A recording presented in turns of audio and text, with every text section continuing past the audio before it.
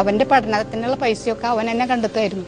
അപ്പം എൻ്റെ മോൻ എല്ലാ ജോലിക്കും പോകും. അങ്ങനെ ഒരു മോനെ കിട്ടിയതിലാണ് ഞാൻ ദൈവത്തിന് നന്ദി പറയണത്. ഒരുപാട് പേര് നമ്മളെ പരിഹസിക്കാനും പുച്ഛിക്കാനും ഉണ്ടായിട്ടുണ്ട്. ഇത്ര വർഷമായിട്ട് PSC പഠിച്ചിട്ട് കിട്ടിയിട്ടില്ലെങ്കിൽ നീ അത് വിട്ട് വേറെ എന്തെങ്കിലും പണിക്ക് പോക്കോടെ എന്നുള്ള ചോദ്യങ്ങൾ ഉണ്ടായിട്ടുണ്ട്.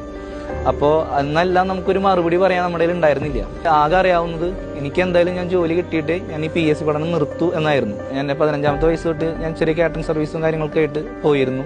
ഇന്നൊരു ജോലി ചെയ്യുന്നില്ല, ഏത് ജോലിയും എനിക്കറിയാവുന്ന അല്ലെങ്കിൽ എന്നെ കൊണ്ട് ചെയ്യാൻ പറ്റുന്ന ഏതൊരു ജോലി ഞാൻ ചെയ്യാറുണ്ട്. LD ക്ലർക്ക് പരീക്ഷയ്ക്ക് ഫോക്കസ് ചെയ്തിട്ടാണ് പഠിച്ചെങ്കിൽ കൂടി ബാക്കി അവന് ശേഷം കിട്ടിയ എല്ലാ ജോലിയും ബോണസായിരുന്നു. ഏകദേശം 6ഓളം റാങ്ക് ലിസ്റ്റിൽ നിലവിൽ പേര് വന്നിട്ടുണ്ട്.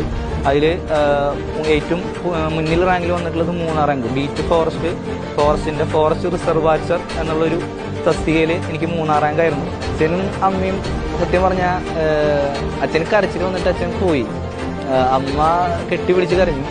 കാരണം അവർ ഒരുപാട് നാളത്തെ വലിയ സ്വപ്നമായിരുന്നു എനിക്കൊരു ജോലി. കാരണം അവരോടാണ് കൂടുതൽ പേരും എന്താണ് അവന് ജോലി കിട്ടാത്തത്, നിങ്ങളെന്തിനാ അവൻ്റെ ഇഷ്ടത്തിന് ഇങ്ങനെ വിട്ടിരിക്കണേ, അങ്ങനെ ഒരുപാട് പേര് അച്ഛനോടും അമ്മോടും മാറി മാറി ചോദിച്ചിട്ടുണ്ട്.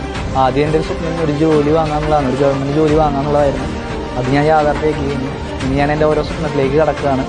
6 വർഷത്തോളമായി ഞാനൊരു സ്വന്തമായിട്ടൊരു വീട് പണിയാൻ എന്ന് ആഗ്രഹിച്ച് അതിൻ്റെ കാര്യങ്ങളായിട്ട് നടന്നു.